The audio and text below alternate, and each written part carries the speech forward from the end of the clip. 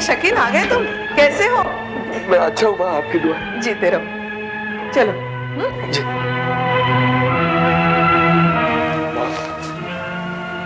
माँ आपके साथ मैं हॉस्पिटल चलता हूँ। नहीं, तुम मेरे साथ नहीं आओगे। देखो, तुम्हारे पापा बीमार हैं। ऑफिस में काम कितना पेंडिंग होगा, वो कौन करेगा? तुम ऑफिस जाओ। चलो शकील। माँ मैं आपके साथ चलता हूँ। मेरे साथ सिर्फ शकील आएगा, ठीक है? चलो शकील।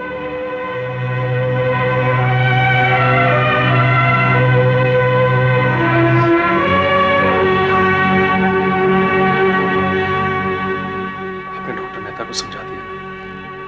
हाँ, तो पंडित जी को फोन लगाओ। मैं फिर भी डॉक्टर मेहता से एक बार दोबारा बात कर लेता हूँ।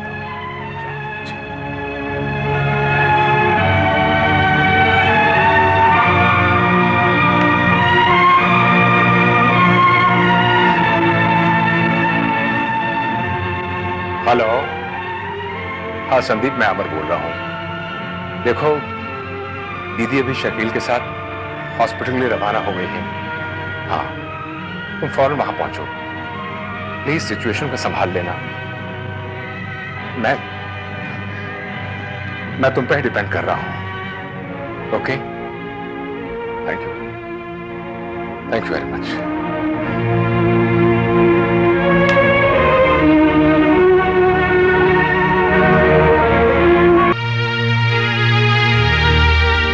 पहले तो संजय की शादी, फिर इनकी तबीयत का खराब होना। इन सबसे तो मेरा दिमाग ही उलझ गया है। आप क्यों चिंता करती हैं माँ? सब ठीक हो जाए, ऊपर वाला सब ठीक कर देगा। उसी पर भरोसा है। अच्छा, जयराम और सुधा कैसे हैं? सब ठीक है माँ, मतलब सब अपने अपने कामों में लगे हुए। और वो अमित, वो कैसा है? वो वैसे तो नॉर्मल है माँ, पर जब दौरा पड़ता है तो आप जानती हैं कि उसका क्या हाल होता है। उससे तो मेरा ध्यान ही कम हो गया है। अब श्वेता से कह दूंगी उसका ख्याल रखें। जी। एक बार ये अच्छे होकर घर आएंगे ना, तब इस संसार की सुध लूंगी मैं। अच्छा, वहां जाकर मैं उनसे पहले मिलूंगी। हाँ, बाद में तुम मिल लेना। और उनसे ज्यादा बात मत करना, डॉक्टर ने उन्हें आराम करने के लिए कहा है। वैसे तुम्हें देखकर बहुत खुश होंगे वो। तुमने सारा सदन जो दिखाई देगा उन्हें, है ना? जी, जी।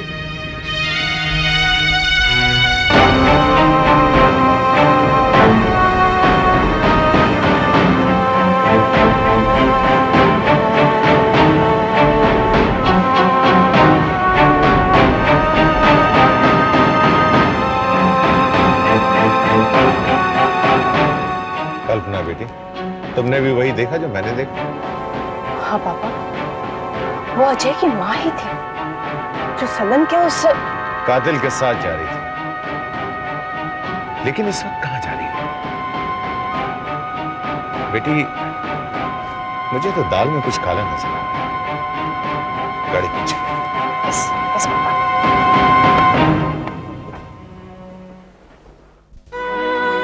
पंडित जी, पूजा शुरू करवाइए। देवियों और सज्जनों, मनुष्य का जीवन इस धरती पर चिरकाल तक संभव नहीं है। उसे समय आने पर अपना नश्वर देह त्यागना ही पड़ता है।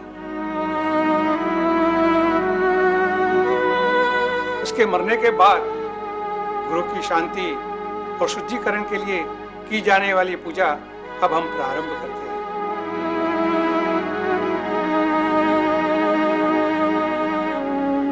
आचमन कीजिए।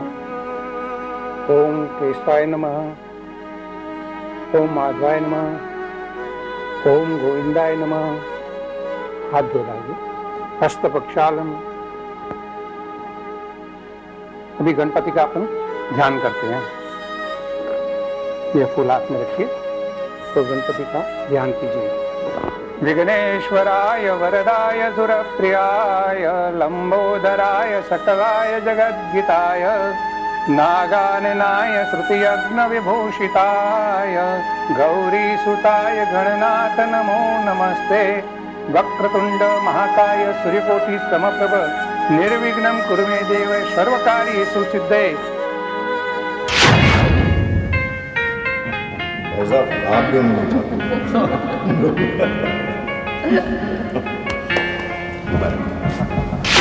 वक्रतुंड महाकाय सूर्यकोटि समप्रभ निर्विघ्नं कुरु मे देव सर्वकार्येषु सिद्धये। गणपति के पास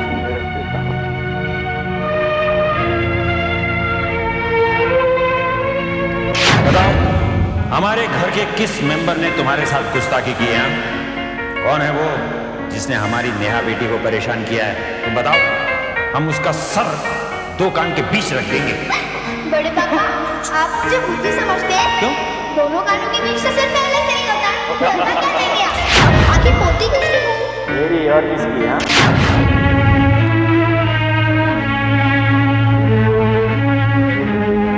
अभी आप विष्णु भगवान का ध्यान करेंगे।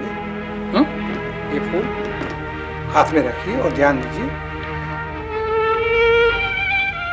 शांताकारं भुजगशयनं पद्मनाभं सुरेशं विश्वाधारं गगनसदृशं। बिल्कुल सच कह रही हो कल्याणी। जब किसी की बेटी को हम बहू बनाकर घर ले आएंगे तो निश्चित हमारी अपनी बेटी को भी तो बहू बनाकर उसके ससुराल भेजना पड़ेगा। लक्ष्मीकान्तं कमलनयनं योगिभिर्दानगम्यं वन्दे विष्णु भयभयहरणं सर्वलोकैकनाथं। कि हम भी ममता नाम की हथकड़ी संजय को पहनाना चाहते थे। अदालत संजय की मां कल्याणी को हुक्म देती है, जल्द से जल्द संजय और ममता का रिश्ता तय कर दिया जाए।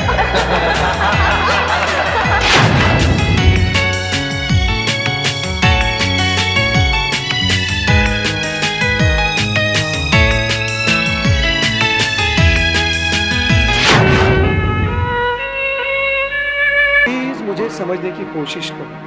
बलराज जी की बेहतरी के लिए आपका उनसे ना मिलना ही ठीक है। अब आप तो जानती कि किस तरह हम उनका इलाज कर रहे हैं। तो उनका इलाज ठीक ही कर रहे होंगे, पर एक बार, सिर्फ एक बार मुझे उन्हें देख लेने दो।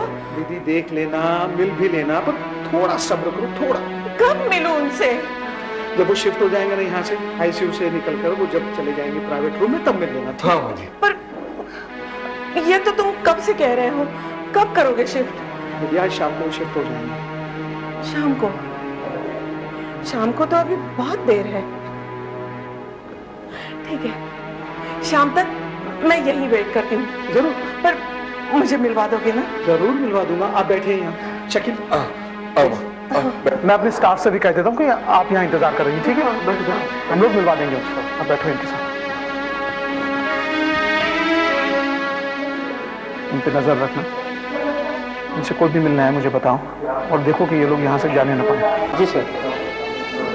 ठीक है, इन पे नजर रखना। शकील, कोई भी जरूरत पड़े मुझे बुला। हाँ हाँ बिल्कुल।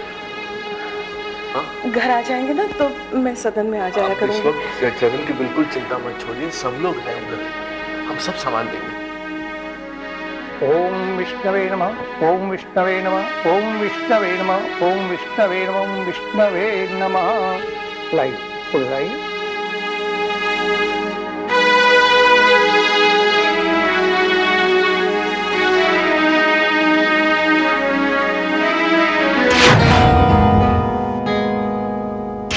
कल मम्मी और पापा के बीच में ये जो अंडरस्टैंडिंग है ना, मुझे बहुत अच्छी लगती है। अच्छी या बुरी बात, दोनों बराबर शेयर कर लेते हैं। अभी हम दीपक का पूजन करेंगे। लीजिए, वापिस फूल आपको हाथ में रखना होगा। ओम आदित्याय नमः, ओम दिवाकराय नमः, ओम तेजाय नमः, ओम भास्कराय नमः, ओम भानुए नमः।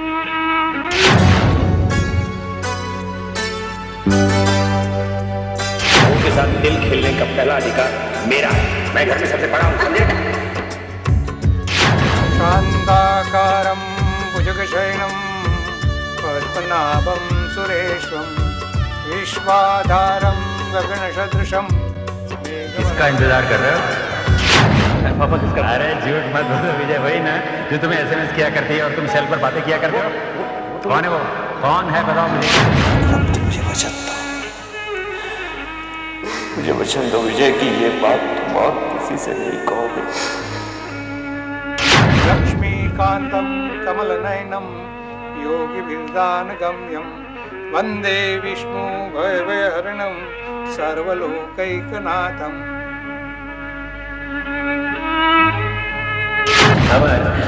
अगर अभी तुम यहाँ आ जाओ ना तो हम सबकी ताकत बढ़ जाएगी और खासकर मुझे तो जीने की राह मिल जाएगी। बच्चन कुमार, मेरे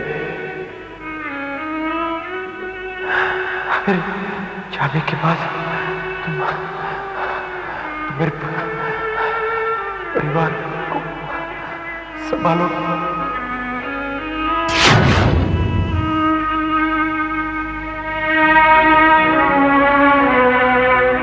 सज्जनों, हवन करने से पहले मैं ये गंगा जल है उसका छिड़काव आप सब पर इसलिए करूंगा कि यहाँ कोई मलिन आत्मा हो तो यहाँ से चली जाए, उनकी आत्मा को शांति मिले, आपको और आपका परिवार को शांति मिले और अपना ये हवन का कार्य बहुत अच्छी तरह से चले, इसलिए मैं मंत्रोच्चार के साथ आपको छिड़काव करूँगा। ओम ऐं ह्रीं क्लीं चामुंडाय शांति नमः। ओम ऐं ह्रीं क्लीं चामुंडाय शांति नमः। ओम ऐं ह्रीं क्लीं चामुंडाय शांति नमः। ओम ऐं ह्रीं क्लीं चामुंडाय शांति नमः। ओम ऐं ह्रीं क्लीं चामुंडाय शांति नमः।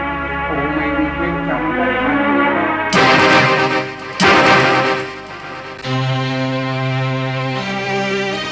कभी मुंह से नहीं बताएंगे ये खाऊंगा या वो खाऊंगा, दिया सो खा लेंगे। पता नहीं हॉस्पिटल का खाना। अच्छा हुआ आप लोग यहाँ आ गए। देखिए ना, डॉक्टर साहब मुझे उनसे मिलने नहीं दे रहे हैं।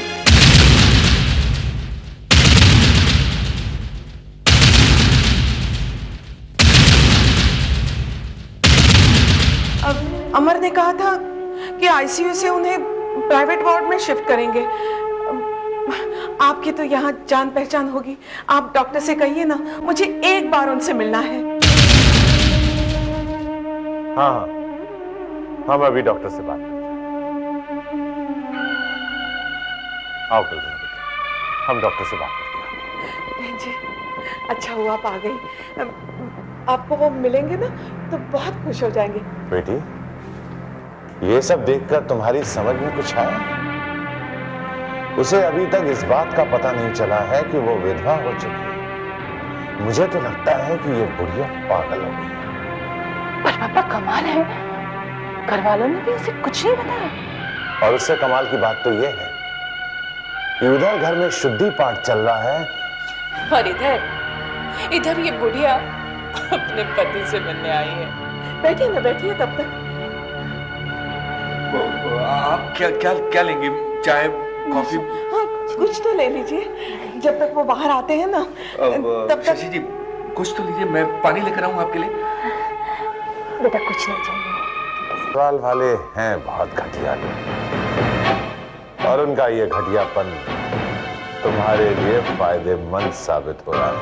वो कैसे पापा?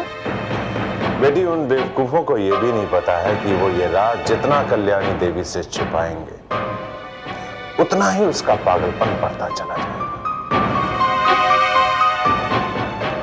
बल्कि बेटी, ये कहो तुम कि कुदरत हमारा फेवर कर रही है। क्या इत्तेफाक है, तुम्हारी मां के साथ कल्याणी देवी को मिलने जाना। रास्ते में कल्याणी देवी दिखाई दे, उनका पीछा करते हुए यहां पहुंचना, और यहां पहुंचने के बाद इतना बड़ा राज खुल। बेटी, ये सब इत्तेफाक कुदरत ने हमारे लिए क्रिएट किए हैं। बस यूं समझ लो कि तुम हारी हुई बाजी जीत गई हो। आप भी मेरी तरह प्रार्थना कीजिए बहन जी। उनसे मिली नहीं हो ना, मेरी तो जान निकली जा रही है।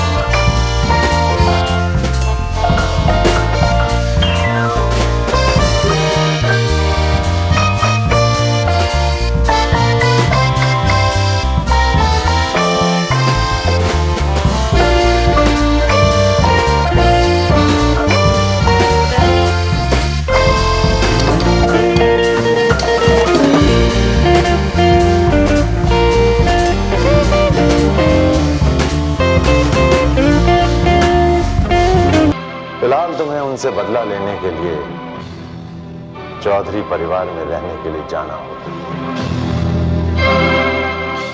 ताकि तुम अपनी नई नवेली देवरानी ममता को अपने लिए इस्तेमाल कर सको। लेकिन कैसे पापा? वो मैं बताता हूँ तुम्हें।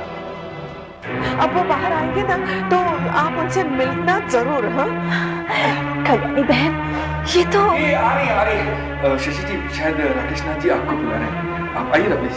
माँ जी, मैं राकेश नाथ जी से मिल के आता हूँ, शायद उन्होंने किसी डॉक्टर से बात कर ली। अच्छा, जाओ जाओ। आइए शशि प्लीज आइए। वाह पापा, I must say you have a lot of brains. पापा, आपने जो कुछ भी कहा है ना, मैं बिल्कुल वैसा ही करूंगी। ये सब क्या हो रहा है? मैं शशि जी आपको सब कुछ बताता हूँ।